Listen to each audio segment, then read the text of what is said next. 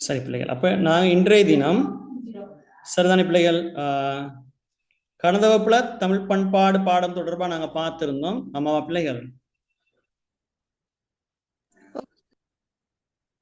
சரிதானே பிள்ளைகள்? இன்னும் நாங்க இலக்கிய பகுதியில வந்து தத்தை விடுத்துவது பாடம் மாத்திரம் தான் பார்க்கறதுக்குன்னு நினைக்கிறேன். ஆமாவா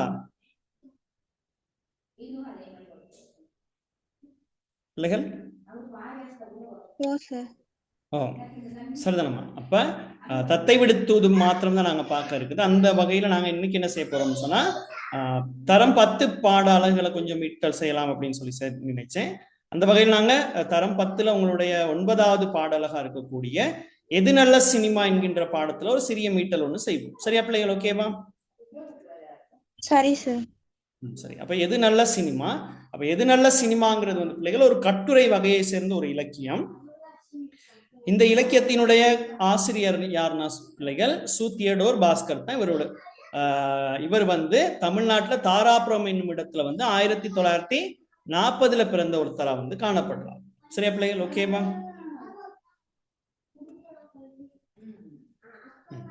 இப்ப கவனிங்க பிள்ளைகள், எது நல்ல சினிமா?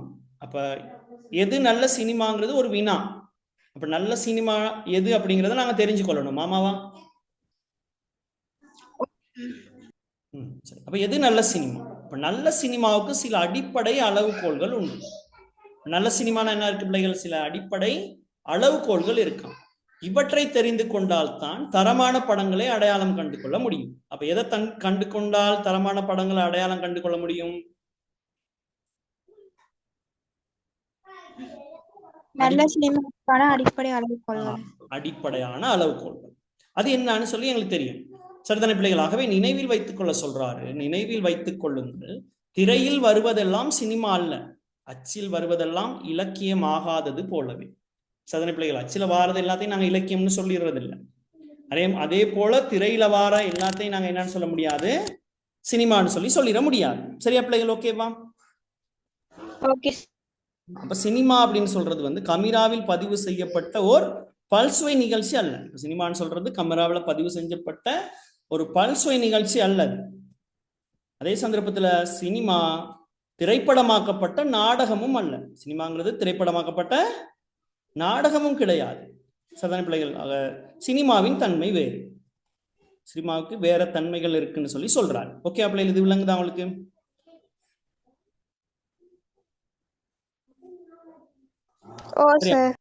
அப்ப எது நல்ல சினிமாங்கிறதே ஒரு வினா. நல்ல சினிமாவுக்கு சில அடிப்படை அளவுகோல் இருக்குன்னு சொல்றாரு. அந்த அடிப்படை அளவுகோல்களை தெரிஞ்சு கொண்டாதான் நல்ல தரமான படங்களை நாங்க கண்டு கொள்ள முடியும்னு சொல்றாரு.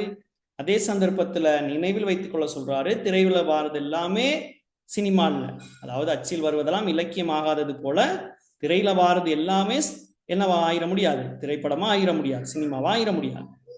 கமிராவில் பதிவு செய்யப்பட்ட ஒரு பல்சுவை நிகழ்ச்சி சினிமா அல்ல. ஆமாவா?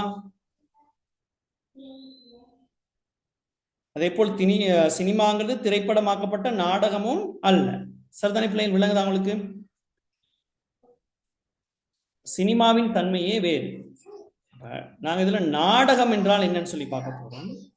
நாடகம் அப்படின்னு சொல்றது பிள்ளைகள், நிகழ்ச்சி ஒன்றை அவையோரின் முன் நிகழ்த்தி காண்பிப்பது தான் நாடகம். சரியா பிள்ளைகள்? அப்ப இதுல பாருங்க, இப்ப சொல்லியிருந்தாரு, முதல்ல சொல்லியிருக்காரு பாருங்க, சினிமா திரைப்படமாக்கப்பட்ட நாடகம் அல்லன்னு சொல்றாரு. அப்படின்னா நாடகம் என்றால் என்னன்னு தெரிஞ்சு கொள்ளணுமா இல்லையா நாங்க?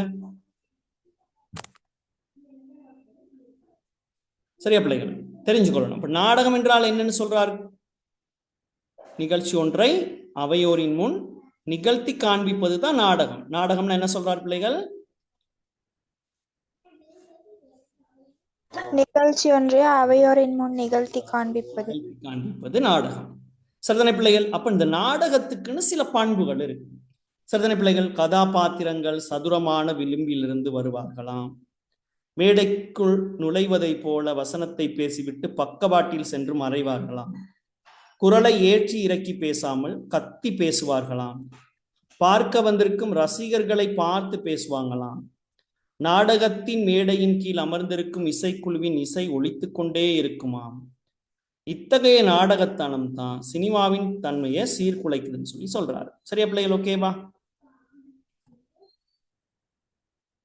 Okay sir. அப்ப இங்க வந்து நாடகம் என்றால் என்ன என்பதற்கான வரைவிலக்கணத்தை சொல்லிடுவீங்களா? ஓ சார். நாடகத்தின் பண்பு சொல்லலாம். சரிதானே பிள்ளைகள்? இப்ப சேர் வந்து கடந்த வகுப்புகள்ல உங்களுக்கு வந்து இந்த நாடகம்லாம் காட்டியிருப்பேன். ஞாபகம் இருக்கோ தெரியல உங்களுக்கு? ஓ சார். சரிதானே பிள்ளைகள்? அதே சந்தர்ப்பத்தில் தமிழ்நாட்டில் வந்து சினிமா வளராததற்கு ஒரு முக்கிய காரணம் வந்து சொல்றாங்க என்னன்னா, அது நாடகத்துக்கு அடிமைப்பட்டிருப்பது தான். தமிழ்நாட்டில் சினிமா வளராதமைக்கான காரணம் என்ன பிள்ளைகள்?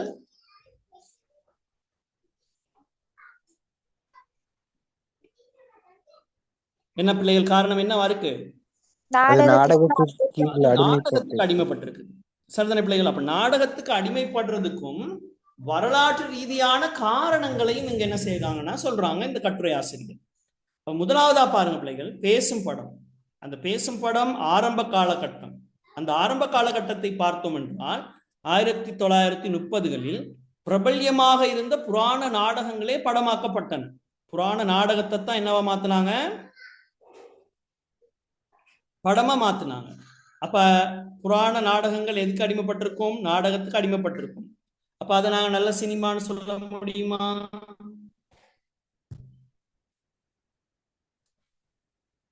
இல்லைகள் சொல்ல முடியுமா? சொல்ல முடியாது. அது நாடகத்துக்கு அடிமைப்பட்டிருக்கு. பாருங்க, அப்ப நாடகத்துக்கு அடிமைப்படுறதுக்கான காரணம் இதுதான். நாடக மேடை மாதிரி செட் போடப்பட்டு கமிராவை முன்னால் வைத்து நாடகம் நடிக்கப்பட்டு நாடகம் பார்ப்போரின் கோணத்தில் இருந்து அது படமாக்கப்படுங்க. சரிதானே பிள்ளைகள்? அப்ப அடிமைப்பட்டிருக்கிறதுக்கு இன்னொரு காரணம். சரிதானே பிள்ளைகள்? எப்படி? கேமராவை முன்னால வச்சு செட் போடப்பட்டு நாடகம் நடிக்கப்பட்டு அது பார்ப்போரின் கோணத்திலிருந்து அதை என்னவா மாத்தி வச்சுக்கொள்றாங்க? படமா மாத்தி வச்சுக்கொள்றாங்க. அப்படி மாத்திட்டா அது நல்ல சினிமா நாங்க சொல்லிட முடியுமா? பிள்ளைகள் சொல்ல முடியும்? இல்ல. ஏன்னா நாடகத்தை தான் என்னவா மாத்திருக்காங்க? படமா மாத்திருக்காங்க. சரிதானே பிள்ளைகள்? அது ஒரு காரணம். அடுத்து என்ன நடக்குதுன்னா, சென்னையில் இருந்த நாடக கம்பெனிகள் என்ன செய்யறாங்கன்னா, கூட்டம் கூட்டமா கல்கத்தாவுக்கும் பம்பாய்க்கும் சென்று தங்களது நாடகங்களை படமாக்கி கொண்டனவாம். சரியா பிள்ளைகள்? அடுத்து என்ன நடக்குது? சென்னையில இருந்த நாடக கம்பெனிகள் கூட்டம் கூட்டமா கல்கத்தாவுக்கும் பம்பாய்க்கும் ஏன் போறாங்கன்னு சொன்னா, அங்கத்தான் அந்த நாடக மாதிரி செட் போடப்பட்டிருக்குது.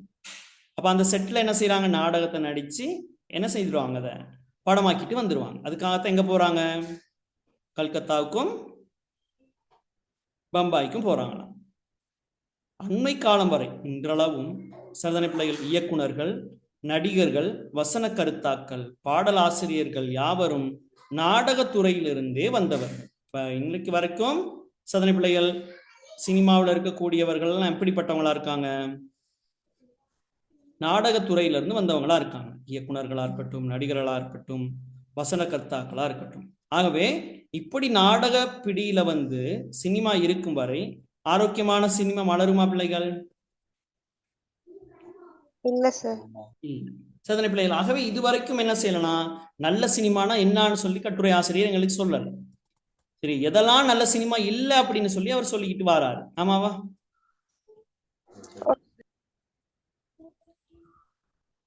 சரியா பிள்ளைகள்? இப்ப இரண்டு முக்கியமான வினாக்கள்.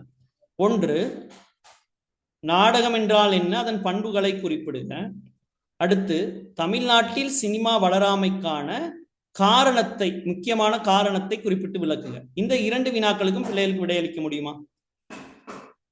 சரி, அந்த இரண்டு வினாவையும் எழுதுங்க பாப்போம்.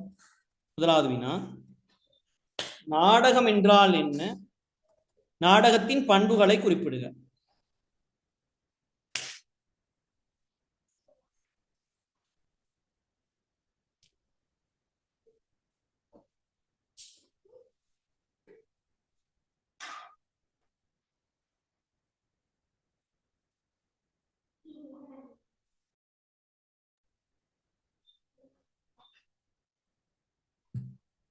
எழுதிட்டீங்களா பிள்ளைகள்? வினா எழுதிட்டீங்களான்னு சொல்லுங்க. ஓ சார். சரி, இப்ப விடை எழுதுவோமா முதலாவது வினாவுக்கு? சரி. விடை எழுதிட்டு ஓம் சார்னு சொல்லுங்க.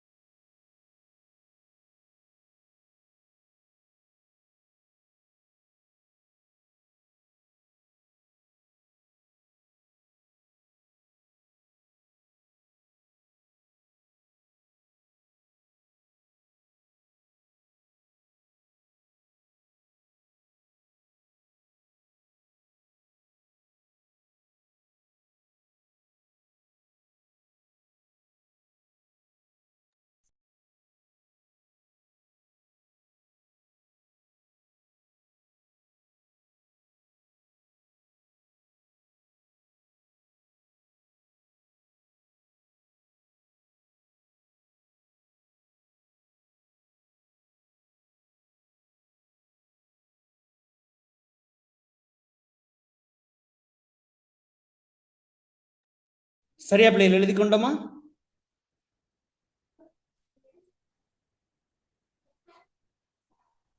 பிள்ளைகள், நாடகம் என்றால் என்ன, நாடகத்தின் பண்புகளை குறிப்பிடுக. வினா எழுதிட்டோமா? ஓ விடையும் சார். எழுதி விடை. ஓ சார். ஓகேவா? எல்லோரும் எழுதி கொண்டீங்களா?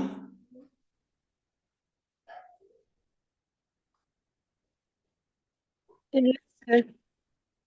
எத்தனையாவது எழுதி கொண்டிருக்கீங்க? எந்த இடத்துல இருக்கீங்க? நாடகத்தின் பண்பு சார். பண்புல எத்தனை பண்புகள் எழுதி இருக்கீங்க? 3வது வரைக்கும் படிக்கணும் சார். சரி, ஓகேம்மா. சரி, இப்ப சரண்யா சாரோட பேசுங்கம்மா.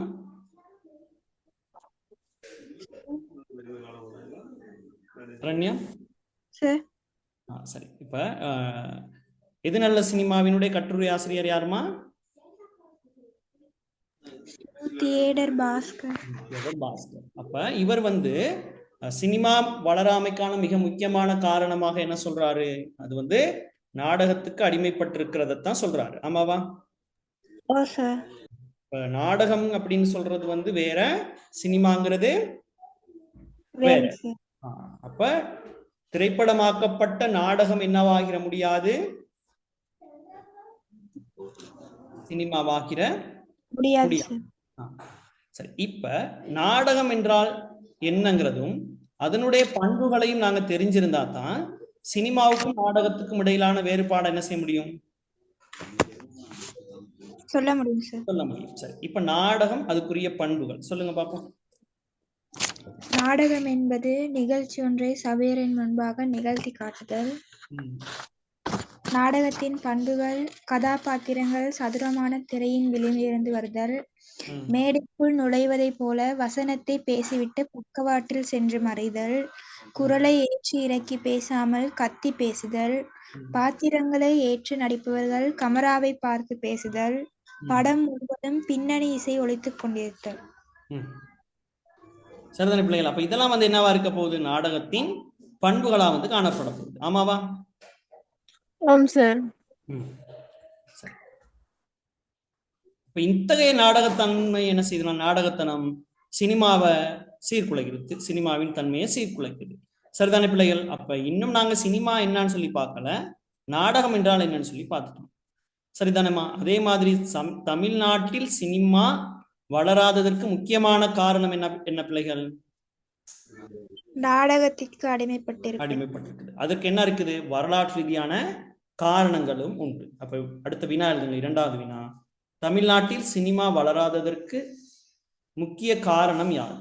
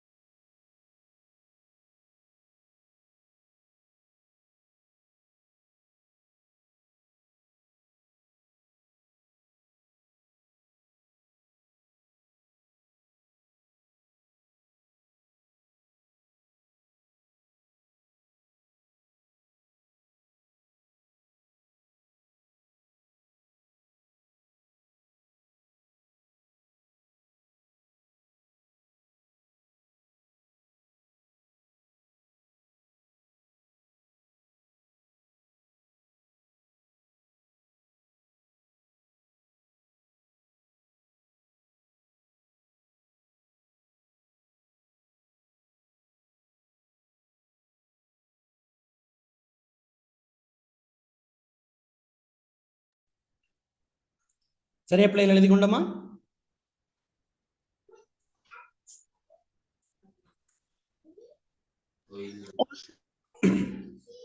முக்கியமான குறிப்புகள் எழுதி கொண்டீங்களா? குறிச்சு கொண்டீங்களா பிள்ளைகள்?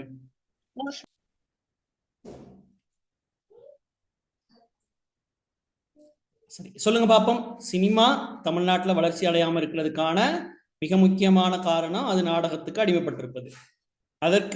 அதற்குரிய வரலாற்று காரணங்கள் சொல்லுங்க பாப்போம். பேசும் படத்தின் ஆரம்ப காலத்தை பார்ப்போம். அன்று 1930களில் பிரபல்யமாக இருந்த புராண நாடகங்களே படமாக்கப்பட்டன. நாடக மேடை மாதிரியே செட் போடப்பட்டு கேமராவை முன்னால் வைத்து நாடகம் நடிக்கப்பட்டு நாடகம் பார்ப்போரிருந்து அது படமாக்கப்பட்டது. சென்னையில் இருந்த நாடக கம்பெனிகள் கூட்டம் கூட்டமாக கல்கத்தாவுக்கும் பம்பாய்க்கும் சென்று தங்கள் நாடகங்களை படமாக்கி கொண்டன.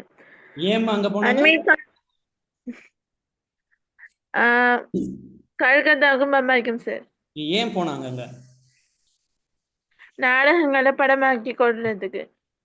ஏன்னா அங்கத்தான் இருக்குது, என்ன இருக்குது, செட் எல்லாம் போடப்பட்டிருக்கு. ஆகவே தங்களுடைய நாடகத்தை படமாக்கி கொள்ளதான் போறாங்க. ஓகே.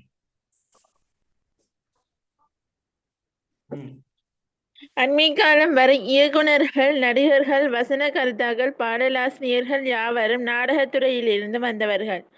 நாடகத்தின் இந்த உடம்புப்பிடியில் இருக்கும் வரை ஆரோக்கியமான சினிமா வளர வழி இல்லாமல் போயிற்று.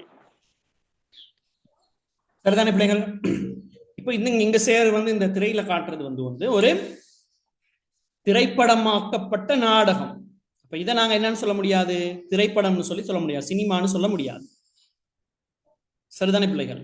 அப்ப பார்த்தோம்னா இந்த சினிமா அப்படின்னு சொல்றது பிள்ளைகள் வாய்ப்பேச்சால் வார்த்தைகளால் சொல்லப்படுவது அல்ல. சினிமா வாய்ப்பேச்சால் வார்த்தைகளால் சொல்லலாமா?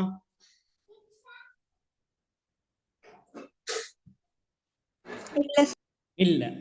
அப்படி இருந்தால் அதற்கு ஒரு திரை தேவை இருக்காது. இப்ப திரை ஒண்ணு தேவையில்ல, ஸ்கிரீன் ஒண்ணு தேவை கிடையாது. அதை நாங்க ஒளி நாடாவிலோ அல்லது வானொலியிலோ கேட்டு திருப்தி அடைய முடியும். சரிதானே பிள்ளைகள்? அப்ப ஒவ்வொரு கலைக்கும் அதற்கே உரிய சில அடிப்படை பண்புகள் உள்ளன. சரிதானே பிள்ளைகள்? ஒரு படைப்பாளி அந்த படைப்புகளை சரிவர பயன்படுத்தும் பொழுது அந்த குறிப்பிட்ட கலை மலர்கிறதாம். சரிதானே பிள்ளைகள்? எல்லா படைப்புக்கும் என்ன இருக்குது? ஒரு சரிதானே பிள்ளைகள்? அந்த படைப்புக்கே உரிய சில முக்கியமான விடயங்கள் இருக்குது, அடிப்படையான பண்பு இருக்குது. அதை என்ன செய்யணும்? அந்த படைப்பாளி சரிவர பயன்படுத்தணும். சரிதானே பிள்ளைகள்? உதாரணமா ஒரு சாதாரணமா சார் ஒரு இன்னைக்கு வரைய போறது என்னன்னு கண்டுபிடிச்சு சொல்லுங்க பார்ப்போம்.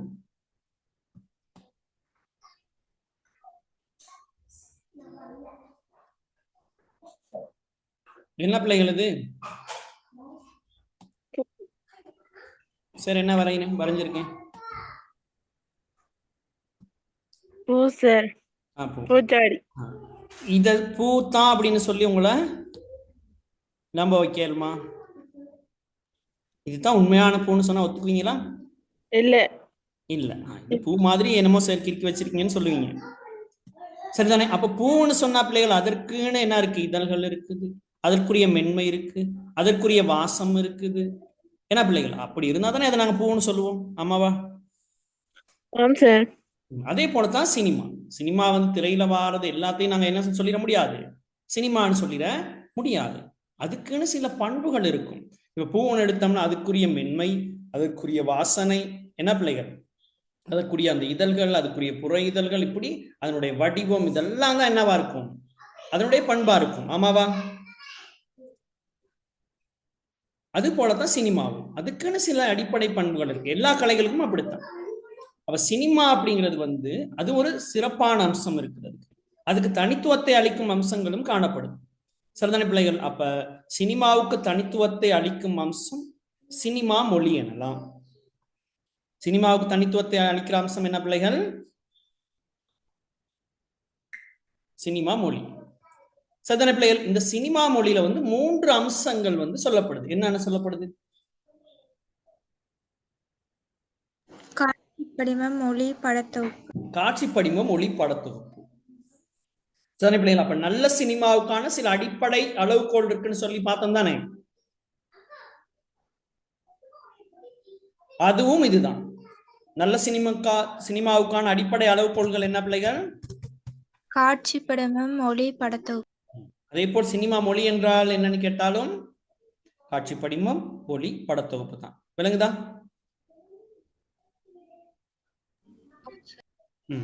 சரி, இப்ப நாங்க காட்சி படிமம். சரிதானே பிள்ளைகள்? அப்ப இந்த காட்சி படிமம்ங்கிறது ரொம்ப முக்கியமானது. சரிதானே பிள்ளைகள்? உங்களுக்கு அந்த வீடியோக்களை எல்லாம் நான் அடுத்த வகுப்புகள்ல காட்ட பாக்குறேன் பிள்ளைகள். இது வந்து பிடிஎஃப் வடிவில் இருக்கிறதுனால உங்களுக்கு காட்ட முடியாம இருக்கு. காட்சி படிமம். இப்ப பாலு மகேந்திராவை இங்க என்ன சொல்றாங்கன்னு சொன்னா, கட்டுரை ஆசிரியர் உதாரணமா சொல்றாரு அவருடைய சில படைப்புகளை. இப்ப பாலு மகேந்திராவின் அழியாத கோலங்கள்ன்ற திரைப்படம் 1979 வருது. இதுல ஒரு காட்சி தொடர். வாய்க்கால் ஒன்றுல என்ன செய்யறாங்க? சிறுவர்கள் நீந்தி விளையாடி கொண்டிருக்காங்க.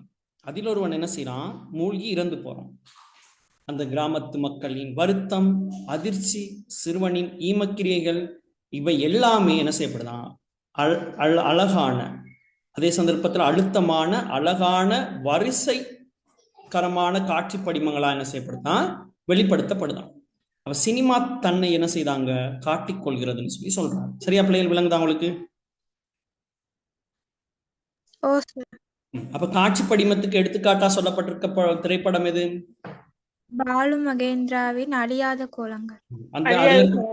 அந்த காட்சி என்ன காட்சி பிள்ளைகள்? அந்த காட்சியை நீங்க எப்படி சொல்லுவீங்க? சிறுவர்கள். ஒரு காட்சி தொடர். அதுல என்ன செய்யறாங்க? வாய்க்கால் ஒன்றுல சிறுவர்கள் நீந்தி விளையாடி கொண்டிருக்காங்க. அதுக்கு பிறகு என்ன நடக்குது? அதுல ஒரு சிறுவன் மூழ்கி இறப்பது, கிராமத்து மக்களின் வருத்தம், அதிர்ச்சி, சிறுவனின் ஈமக்கிரியைகள் எல்லாமே அழுத்தமான, அழகான, வரிசையான காட்சி படிமங்களால் வெளிப்படுத்தப்படுகின்றன. அப்ப சினிமா அங்க என்ன செய்தான், தன்னை காட்டிக்கொள்ளுதான். சரிதானே பிள்ளைகளாக நாங்க கடந்த வகுப்புகள்ல பிள்ளைகளுக்கு இந்த காட்சி தொடரை நான் வந்து காட்டியிருப்பேன், இந்த வீடியோ காட்டியிருப்பேன், ஆமாவா? சரிதானே பிள்ளைகளாகவே இதுல நாங்க பார்த்திருப்போம் பிள்ளைகள் என்ன நடக்குதுன்னு சொன்னா, ஒரு வாய்க்கால் ஒன்றுல சிறுவர்கள் நீந்தி விளையாடி கொண்டிருக்காங்க. அதுல ஒருவன் என்ன செய்வான், மூழ்கி இறந்து போயிடுவான். சரிதானே பிள்ளைகள்? இறந்து போன பிற்பாடு என்ன நடக்கும்னு சொன்னா பிள்ளைகள், அதுக்கப்புறம் என்ன நடக்கும் அப்படின்னு சொன்னா, கிராமத்து மக்களினுடைய வருத்தம், அந்த அதிர்ச்சி, சிறுவனினுடைய அந்த ஈமக்கிரைகள், இந்த அம்சங்கள் எல்லாம் அழுத்தமான அழகான வரிசையான காட்சி படிமங்களால் என்ன செய்யப்படும்னா வெளிப்படுத்தப்பட்டிருக்கும். அவ சினிமா என்ன செய்யும், தன்னை அங்கு காட்டிக்கொள்ளுதான். அப்ப காட்சி படிமத்துக்கு நல்ல உதாரணமா அங்க சொல்லப்பட்டது வந்து பாலு மகேந்திராவின் அழியாத கோலங்கள். சரியா பிள்ளைகள்? ஓகேவா? ஓகே. அடுத்து நாங்க இரண்டாவது அம்சம் பார்க்கணும், ஒளி. ஒளி அப்படின்னு சொல்றது வந்து பிள்ளைகள், சரிதானே பிள்ளைகள், காட்சி படிமங்களுக்கு தாங்களாக வரணும். அப்படின்னா காட்சி படிமத்தை அது தாங்கி பிடிக்கணும். சரிதானே பிள்ளைகள்? சினிமாவின் ஒளி வந்து பலவிதப்படும் அப்படின்னு சொல்லி சொல்றாங்க. சினிமாவின் ஒளி வந்து பலவிதப்படும். வந்து பேசும் வார்த்தைகள், இயல்பான ஒளி, பறவைகளின் இரைச்சல், ஓடும் நதியின் சலசலப்போ, கடைசியாக இசை. இசை இல்லாத படங்களும் கூட உண்டு. அப்ப எங்கெங்கே ஒளி முக்கியத்துவம் பெற்று காட்சி படிமங்கள் இரண்டாம் கட்டத்திற்கு தள்ளப்படுகின்றனவோ அங்கே சினிமா சீரழிந்து தாழ்ந்து போகிறது. அப்ப காட்சி படிமத்திற்கு துணை போவதற்கு சிறந்த ஒரு எடுத்துக்காட்டுங்க என்ன சொல்லப்படுதுன்னா, பாரதி ராஜா அவருடைய கல்லுக்குள் ஈரம்னு சொல்லக்கூடிய படம் 1980 வருது. அதுல ஒரு சலவை தொழிலாளி என்ன செய்யறான், குடித்து விட்டு ஆடுறான். ஆடும் பொழுது அவனை அடையாளம் படுத்துறதுக்கு, அவரை அடையாளம் படுத்துவதற்கு கிராமிய பாடலின் இசை என்ன செய்து ஒலிக்குது. சரிதான பிள்ளைகள்? அவன் பாடலுக்கு ஆடுறான், அவன் இல்ல, அவன் குடிச்சிட்டு ஆடிக்கொண்டிருக்கிறான். ஆனா அவன் ஆடுறதுக்கு என்ன செய்யுது, அந்த இசை வந்தாங்கன்னா போகுது. விளங்குதா? சரி சார். அப்ப காட்சி படிமத்துக்கு துணை போறது தான் எதனுடைய வேலையா இருக்கணும், ஒளியினுடைய வேலையா இருக்கணும். அதான் ஒளி காட்சி படிமத்துக்கு துணையா இருக்கணும். சரிதான பிள்ளைகள்? ஒளி முக்கியத்துவம் பெற்று காட்சி படிமம் இரண்டாம் கட்டத்துக்கு தள்ளப்பட்டா என்ன நடக்கும்?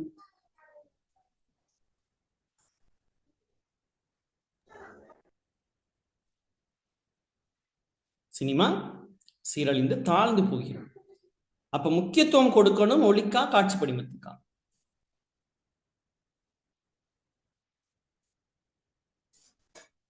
பிள்ளைகள் சொல்லுங்க பாப்பா. ஒளிக்கு முக்கியத்துவம் கொடுக்கணுமா காட்சி படிமத்துக்கு முக்கியத்துவம் கொடுக்கணுமா? காட்சி படிமம். காட்சி படிமத்துக்கு தான் முக்கியத்துவம் கொடுக்கணும். காட்சி படிமம் தான் முதலாவது. காட்சி படிமத்துக்கு துணை போற வேலை தான் செய்யணும் இது ஒளி. அவ பாருங்க சாதனை பிள்ளைகள், ஒளி முக்கியத்துவம் எங்கே ஒளி முக்கியத்துவம் பெற்று காட்சி படிமங்கள் இரண்டாவது கட்டத்திற்கு தள்ளப்படுகின்றனவோ அங்கே சினிமா சீரழிந்து போயிருமா, தாழ்ந்து போயிருமா. சரியா பிள்ளைகள்? சரி. அப்ப ஒளி காட்சி படிமத்துக்கு துணை போகணும். அப்படி போனா தான் அங்க நல்ல சினிமா மலரும். அதற்கு ஒரு சிறந்த எடுத்துக்காட்டு தான் பாரதி ராஜாவினுடைய கல்லுக்குள் ஈரம் 1980 வந்த படம். இதுல சலவை தொழிலாளி ஒருவர் குடித்துட்டு ஆடும் பொழுது அவரை அடையாளப்படுத்துறதுக்காக கிராமிய பாடல் இசை ஒலிக்குது. விளங்கிடுச்சா பிள்ளைகளுக்கு? அப்ப நாங்க இரண்டு விடயங்களை பார்த்துட்டோம். சரிதானே பிள்ளைகள்? ஒன்று காட்சி படிமம், அடுத்தது ஒளி. அடுத்து மூன்றாவது அம்சத்தை நாங்க என்ன செய்ய போறோம், இப்ப பார்க்க போறோம். மூன்றாவது அம்சம் என்னம்மா? படத்தொகுப்பு. படத்தொகுப்பு. படத்தொகுப்பு வந்து மிக முக்கியமான மூன்றாவது அம்சம். அப்ப சினிமா மொழியின் மூன்றாவது முக்கிய அம்சம் படத்தொகுப்பு. படத்தொகுப்பை எடிட்டிங்னு சொல்லுவாங்க. இந்த எடிட்டிங் தான் ரொம்ப முக்கியம். அப்ப தனித்தனியாக ஒளிப்பதிவு செய்யப்பட்ட காட்சி படிமங்களும் ஒளிப்பதிவும் அர்த்தமுள்ள கோர்வையாக அமைக்கப்படுவது வந்து படத்தொகுப்பு, எடிட்டிங். சாதாரண இப்ப என்ன செய்வாங்க, எல்லா இடங்கள்லயும் போயிட்டு என்ன செய்வாங்க, காட்சிகளை படமாக்கி கொண்டு வந்துருவாங்க. ஆமாவா? இப்ப அடுத்ததா வரப்போட ஒரு தமிழ் படம்னு சொல்லுங்க பிள்ளைகள்.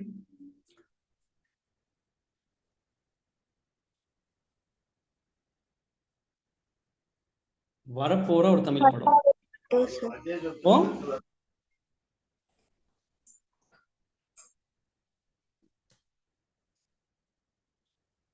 எதுவுமே தெரியாதா?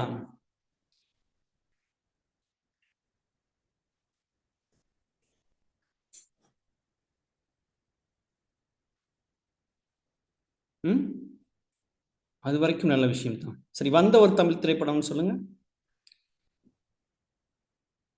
வெளியான திரைப்படம் வெளியாயிருச்சு அப்படின்னு சொன்னா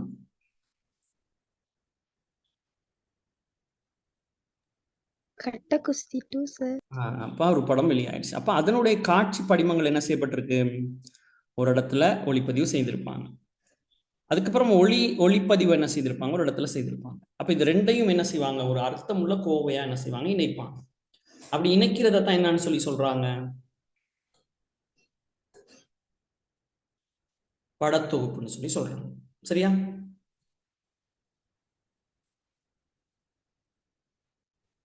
ஆமாவா பிள்ளைகள்?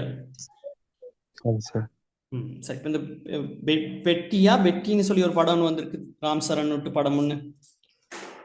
பெட்டி. அந்த படத்தை இலங்கையில எல்லாம் ஒளிப்பதிவு செய்து கொண்டு போனாங்க. காட்சி படிமங்கள்லாம் இங்க இலங்கையில ஒளிப்பதிவு செய்யப்பட்டது.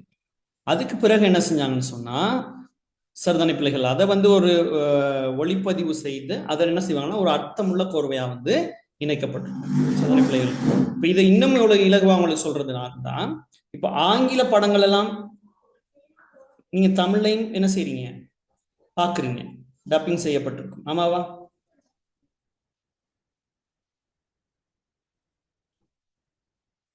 ஆமாவா? ஆமா சார். அப்ப அந்த காட்சி படிமங்களுக்கு ஏற்றாற்போல் ஒளி என்ன செய்யப்பட்டிருக்காங்க, எடிட் செய்யப்பட்டிருக்குமா இல்லையா? இந்த செயற்பாடு தான் படத்தொகுப்பு எடிட்டிங்னு சொல்றாங்க. சாதாரண பிள்ளைகள், இதை சினிமா இலக்கணத்திற்கு ஒரு அடித்தளம் எனலாம். எப்படி இந்த கோர்வை அமைகிறதோ அந்த விதத்திலே அந்த நிகழ்ச்சி தொடரின் அர்த்தமும் மாறும்னு சொல்றாங்க. எப்படி எடிட்டிங் இருக்குதோ, அதாவது படத்தொகுப்பு இருக்கோ, அதற்கேற்றாற் போல் என்ன நடக்கும்? அந்த காட்சியினுடைய அர்த்தமே மாறி போயிடும். இந்த தொடரின் அர்த்தம் மாறி போயிடும். உதாரணம் பாருங்க. வருத்தம் தோய்ந்த ஒரு மனிதனின் முகம், தட்டில் கோழி வறுவல், புன்சிரிப்புடன் அந்த மனிதனின் முகம். இப்ப இதை பாருங்க. வருத்தம் தோய்ந்த ஒரு மனிதனின் முகம், தட்டில் கோழி வறுவல், புன்சிரிப்புடன் அந்த மனிதனின் முகம். இதையெல்லாம் நாங்கள் இணைக்கும் போது சரிதானே பிள்ளைகள், இங்க என்ன பார்க்கிறோம்னா இந்த 3 காட்சி படிமங்கள் சரிதானே பிள்ளைகள் இந்த மேற்கூறிய வரிசையில் இணைக்கப்பட்டால் நான் காண்பது பசியினுடன் இருக்கும் ஒரு மனிதன் கோழி கிடைப்பதில் மகிழ்ச்சி அடைகிறான். சரியா பிள்ளைகள்? வேறு கோர்வையில் நினைச்சு பார்த்தா மகிழ்ச்சியான முகம், தட்டில் கோழி வறுவல், வருத்தமான முகம். இப்போது நாம் காண்பது உணவை எதிர்பார்த்திருந்த ஒருவனுக்கு கோழி வந்ததில் ஏமாற்றம். சைவமோ என்னவோ காட்சி படிமங்களை தொடுக்கின்ற வரிசையை பொறுத்து அர்த்தமும் மாறுகிறது. ஆமாவா? சரி, இப்ப பாருங்க, இங்க பாருங்க. இப்ப சார் இங்க காட்டுறேன் பாருங்க. இப்போ ஒரு மனிதன் இருக்கான். முதலாவது அந்த மனிதனுடைய படம் எப்படி இருக்கு? வருத்தம் தோய்ந்த முகமா காணப்படுது. ஆமாவா?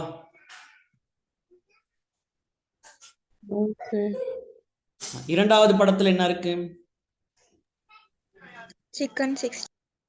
தட்டுல கோழி வறுவல் இருக்கு, சிக்கன் 65 இருக்கு. மூன்றாவது படம் எப்படி இருக்கு? சிரிச்சு கொண்டே இருக்காரு. இந்த ஒழுங்குமுறையில நாங்க இணைச்சோம்னு சொன்னா இங்க என்ன நடக்குது? சாதாரண பிள்ளைகள்,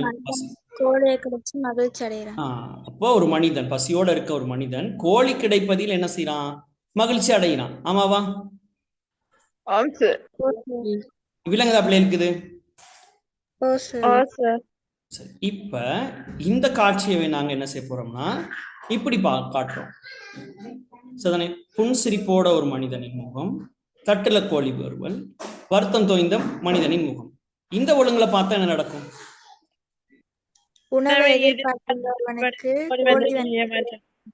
கோழி வந்ததுல ஏமாற்றம் அடையலாம். ஏன்? சில நேரம் அவன் என்னவா இருக்கலாம்? சைவமாவும் இருக்கலாம். ஆமாவா? சரிதான பிள்ளைகள்? ஆக நாங்க காட்சி படிமத்தை எந்த ஒழுங்குல அமைக்கிறோமோ அதன் அடிப்படையில் அதனுடைய அர்த்தமும் என்ன செய்யும்? மாறும். இதை ஒத்துக்கொள்றீங்களா நீங்க?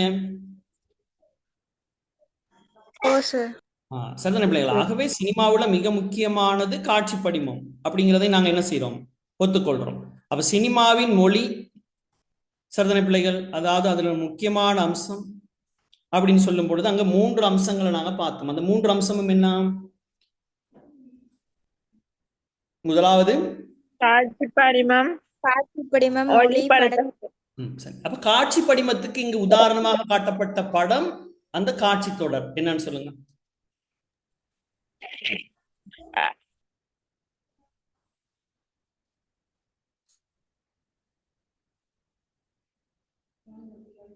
என்ன பிள்ளைகள்? காட்சி படிமத்துக்கு உதாரணமாக காட்டப்பட்ட படம் யாருடைய படம்? கோலங்கள். யாருடைய? பாலு மகேந்திராவின் அழியாத கோலங்கள். எத்தனையாம் வருடம் வெளிவருது? 1980 வருடம். ஆமாவா? 80 79? 79. சரி, 79ல வெளிவருது. அதுல ஒரு காட்சி தொடர். என்ன காட்சி தொடர்? வாய்க்கால் ஒன்றுல சிறுவர்கள் நீந்தி விளையாடும் போது அதுல ஒரு சிறுவன் மூழ்கி இறத்தல், கிராமத்து மக்களின் வருத்தம், சிறுவனின் ஈமக்கிரியை, இவை காட்சிகளாக வெளிப்படுத்தப்படுகின்றன. இவை எப்படி இருக்குது? அழகான, அழுத்தமான, வரிசை கிரமமான காட்சி படிமங்களா அங்க காட்டப்படுது. அப்ப சினிமா என்ன செய்து தன்னாங்க? காட்டிக்கொள்ளுது. அதான் சினிமாங்கிற மாதிரி காட்டிக்கொள்ளுது. அசதன பிள்ளைகள், அப்ப காட்சி படிமத்துக்கு இங்கு உதாரணமாக காட்டப்பட்ட திரைப்படம் இது. அந்த காட்சி தொடரை குறிப்பிடுகன்னு சொல்லி கேள்வி கேட்டா பதில் சொல்லிடுவீங்களா பிள்ளைகள்? அடுத்து இரண்டாவது அம்சம் என்ன பார்த்தோம்? கல்லுக்குள் ஈரம் திரைப்படம். கல்லுக்குள் ஈரம். இது யாருடைய திரைப்படம்? பாரதி ராஜாவுடைய திரைப்படம். எத்தனையாவது வருடம் வெளிவருது? 1980 சார். 80ல வெளிவருது. இதுல எந்த இடத்தை வந்து சிறப்பா சொல்றாங்க? அதுல சலவை தொழிலாளர் ஒருவன் வந்து மது குடித்து விட்டு ஆடும்போது அவரை அடையாளப்படுத்துறதுக்காக ஒரு கிராமிய பாடல் இசையை போட்டு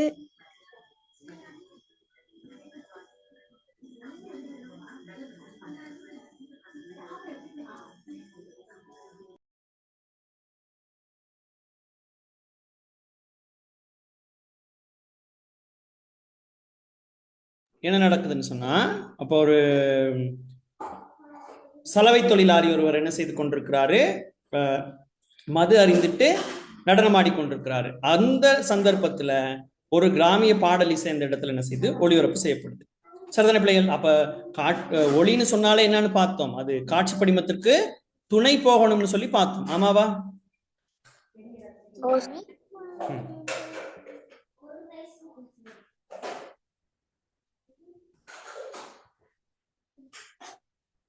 அடுத்து மூன்றாவதா நாங்க பார்த்தது, சரிதான பிள்ளைகள், படத்தொகுப்பு, எடிட்டிங்.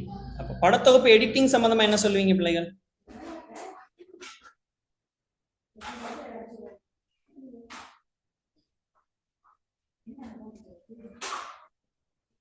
எடிட்டிங் தொடர்பா நீங்க என்ன சொல்ல போறீங்க? படத்தொகுப்பு தொடர்பா. ஒரு வருத்தம் தோய்ந்த ஒரு மனிதன் முகத்துல ஒரு தட்டுல கோழி வறுவலும் புன்சிரிப்புடன் அந்த மனிதன் முகம் என 3 காட்சி படிமங்கள். இங்க வருத்தம் பின் மகிழ்ச்சி எனும் கோணங்களில் இதனை நோக்கலாம். அப்ப காட்சி படிமங்களை எந்த வரிசையில நாங்க அமைக்கிறோமோ அதை பொறுத்து என்ன செய்யும்? ஒரு காட்சி தொடரினுடைய அர்த்தம் மாறுபடும். ஆமாவா? அதுக்கு உதாரணம் சொல்றாங்க. வருத்தம் தோய்ந்த ஒரு மனிதனின் முகம், தட்டிலே கோழி வறுவல், புன்சிரிப்புடன் அந்த மனிதனின் முகம். இந்த கோர்வையில் இணைக்கும் பொழுது பசியுடன் இருக்கும் ஒருவன் வந்து கோழி கிடைத்ததில் என்ன செய்யறான்? மகிழ்ச்சி அடைகிறான். ஆமாவா? இதையே நாங்க என்ன செய்யறோம்னு சொன்னா வேறு ஒரு கோர்வையில இணைக்கிறோம். மகிழ்ச்சியான ஒரு முகம், தட்டுல கோழி வறுவல், வருத்தம் தோய்ந்த ஒரு முகம். இந்த ஒழுங்குல இதை இணைக்கும் பொழுது சரிதான பிள்ளைகள், பசியுடன் இருக்கும் ஒருவனுக்கு கோழி கிடைத்ததில் ஏமாற்றம். ஒருவேளை அவன் சைவமாகவும் இருக்கலாம். சரியா பிள்ளைகள்? விளங்கிருச்சா உங்களுக்கு? இப்ப சரிதானே பிள்ளைகள்? இப்ப பாருங்க, உங்களுக்கு எவ்வாறு வினாக்கள் வரலாம். தமிழ்நாட்டில் சினிமா வளராததற்கு வரலாற்று ரீதியான காரணங்கள் எவை என ஆசிரியர் கூறுகின்றார்? விடை எழுதிடுவீங்களா?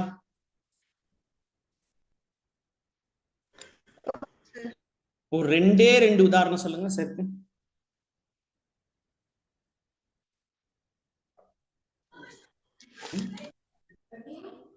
ரெண்டு உதாரணம் சொல்லுங்க.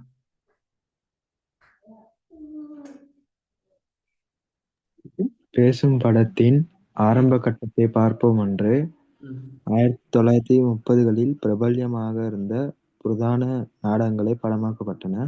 புராண நாடகங்கள். அது ஒண்ணு. சென்னையில் இருந்த நாடகம் பெணிகள் கூட்டம் கூட்டமாக கல்கத்தாவுக்கும் பம்பாய்க்கும் சென்று தங்கள் நாடகங்களை படமாக்கிவிட்டனர். சரிதானே? அப்ப இது ரெண்டு. சரி, இன்னும் ஒரு ரெண்டு சேர்த்து பாடமாக்கி ஒரு 4 விடயங்களை குறிப்பிட்டு இந்த வினாக்கு விடை எழுதிட முடியாதா? எழுதிட முடியுமா முடியாதா? இல்லைகள்? அவ்வளவு கடினமான வினாவாது இல்ல தானே? இல்ல. அப்ப அடுத்து சினிமா மொழியின் ஒன்றான காட்சி படிமங்கள் பற்றி தியேட்டர் பாஸ்கர் யாது கூறுகின்றார்? காட்சி படிமங்கள் தொடர்பாக பார்த்தோம்.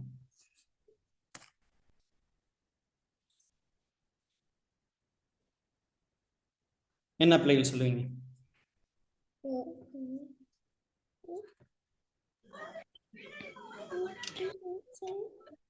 சரி, இப்படி அழியாத கோலங்கள் திரைப்படம். இப்ப சரி, ஒரு வேலை ஒன்று தரேன் உங்களுக்கு. நீங்க இதுல இன்னும் 3 வினாக்களை நான் பார்க்க போறோம். சினிமா மொழியின் ஒன்றான படத்தொகுப்பு பற்றி கட்டுரை ஆசிரியர் யாது கூறுகிறார்? சினிமா மொழியின் 2வது அம்சமான ஒளி பற்றி கட்டுரை ஆசிரியர் சொல்றாரு. சரி, இப்ப முதலாவது வினாவுக்கு விடை உங்களுக்கு தெரியும், சொல்லிட்டீங்க, எழுதியும் இருக்கும். இந்த 2ஆம் வினாவுக்கு யார் விடையளிக்க போறீங்க சொல்லுங்க. சரி, நான் விடையளிச்சுட்டு சொல்றேன் உங்களுக்கு அப்படின்னு. பிள்ளைகள், உங்கள ஒரு ஆள், உங்கள உள்ளவங்க, இப்ப நீங்க இந்த 3ல நீங்க எந்த வினாவை தெரிவு செய்ய போறீங்க? இது 2, 3, 4ன்னு வச்சுக்கொள்வோம். இதுல நீங்க எதை தெரிவு செய்வீங்க?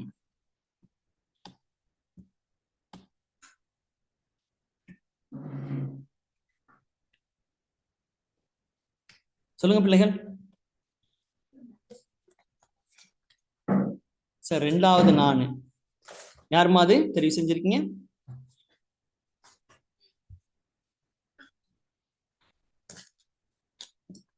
மூன்றாவது சரண்யா. சரி சார். 4வது யாரு? சொல்லுங்க பிள்ளைகள், இது உங்களுடைய வகுப்பு, நீங்க தான் பேசணும். பாயிண்ட்ஸ் ஃபார்ம்லயே நீங்க விடையை சொல்லலாம். அந்த விடயத்தை சொல்லிட்டீங்கன்னா சரி.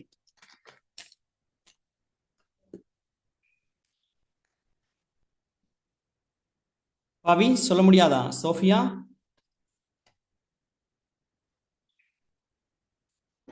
யோசனா,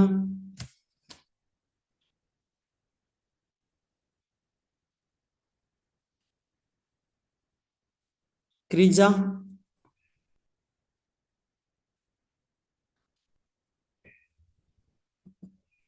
பிள்ளைகள் சேர் பேசுறது விளங்குதா பிள்ளைகளுக்கு?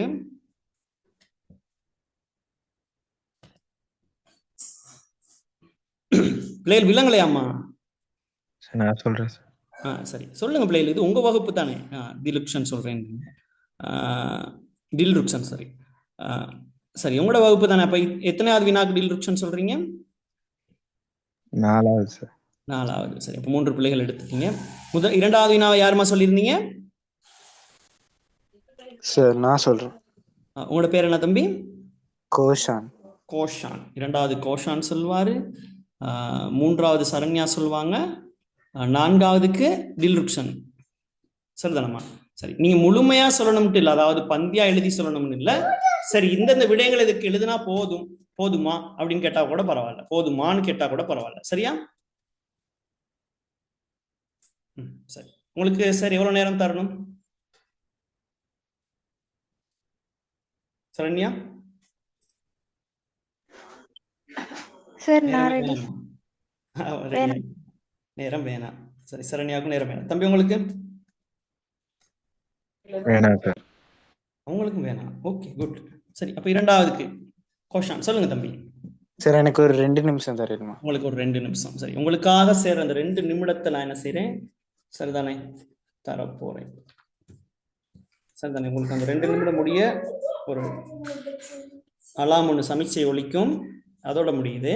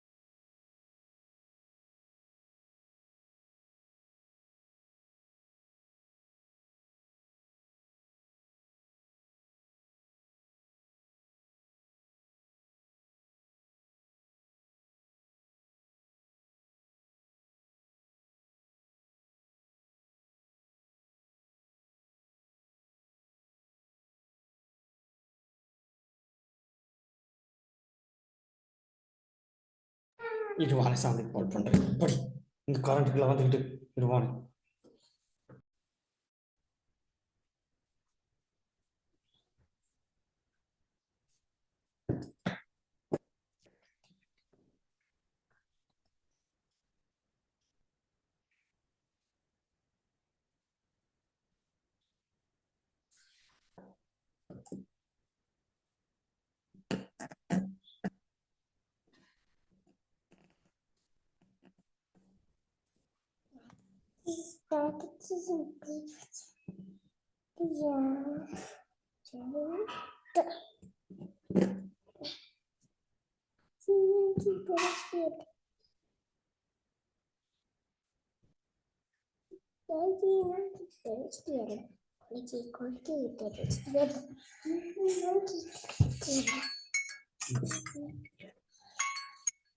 ஓகே தம்பி, சொல்லுங்க.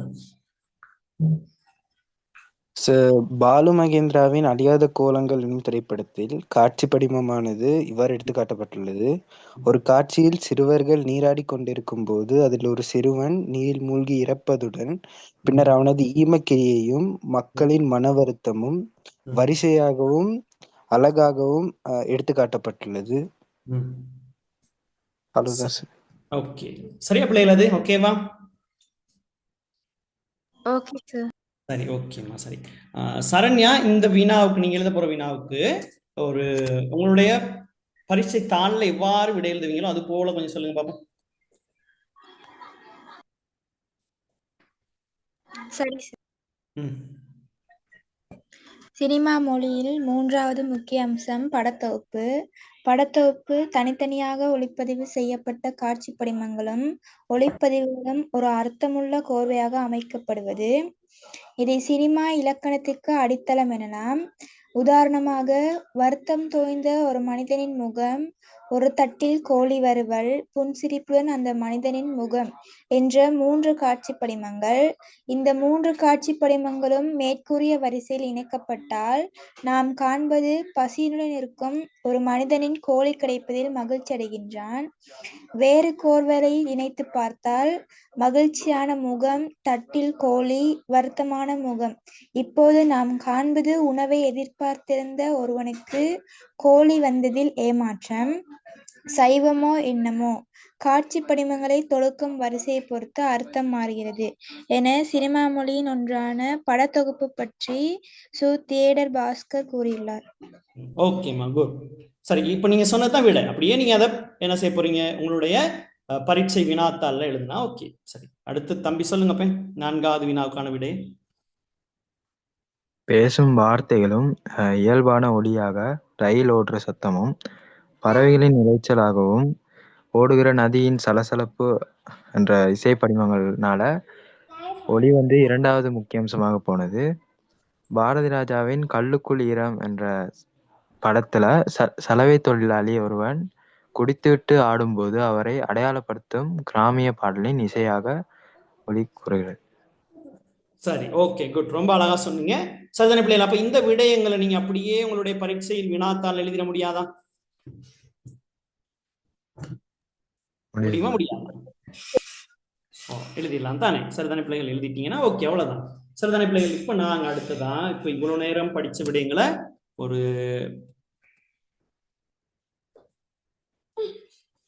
சிறிய பல்வேறு வினாக்களை நாங்க என்ன செய்ய போறோம், பார்க்க போறோம். சரியா பிள்ளைகள்? இங்க 5 வினாக்கள் சேர்த்து வந்திருக்கிறேன். சரி, வினா எழுதி வேகமா நேரடியான விடையை மாத்திரம் தெரிவு செய்யுங்க பார்ப்போம்.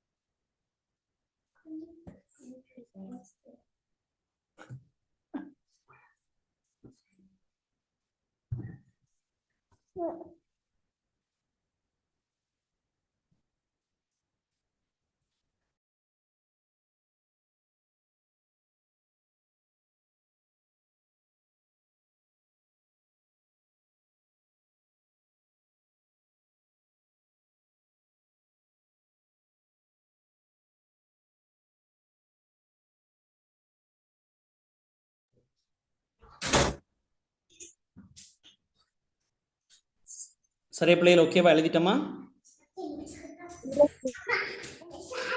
சரியா பிள்ளைகள்? எழுதிட்டோமா? இல்ல சார், கடைசி. சரி, ஓகே.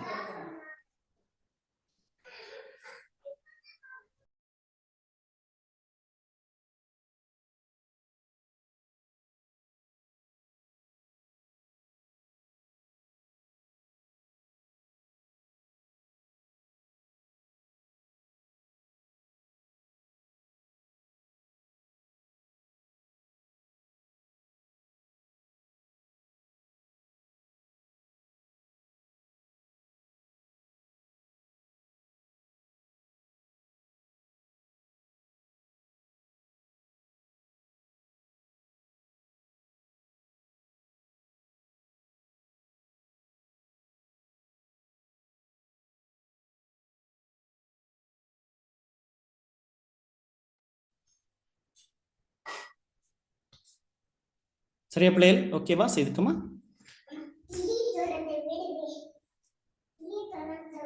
சரியா பிள்ளைகள்? சரி. யாராவது ஓமா நேரம் தேவைப்படுற பிள்ளைகள் யாராவது இருக்கீங்களா? சரி அம்மா. சரி, எத்தனையாவது வினாமா எழுதி கொண்டிருக்கீங்க?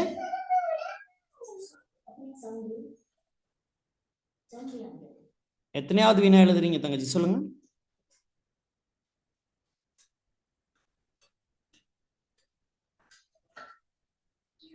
சரி பிள்ளைகள், அப்ப செய்துட்டீங்கன்னு நினைக்கிறேன். சினிமா மொழியில அடங்காதது எது பிள்ளைகள்? நாடகம். நாடகம் சினிமா மொழியில அடங்காது. காட்சி படிமம், மொழி, படத்தொகுப்பு சினிமா மொழியில அடங்கும்.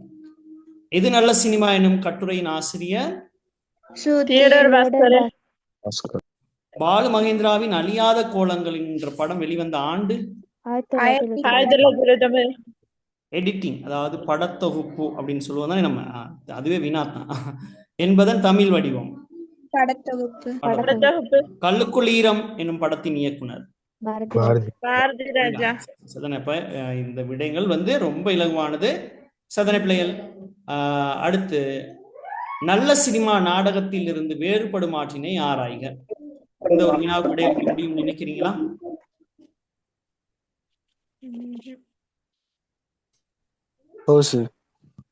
சரியா பிள்ளைகள்? சரி, அடுத்த வகுப்பு வரும்பொழுது இந்த வினாவுக்கு விடை எழுதி கொண்டு வாரீங்களா? சரி, அடுத்த வகுப்புல நாங்க மேலும் இந்த பகுதியில் இருக்கக்கூடிய அடுத்தடுத்த பகுதிகளையும் இதுல இருக்கக்கூடிய வினா விடைகள் எல்லாமே செய்து பார்ப்போம். ஓகேவா?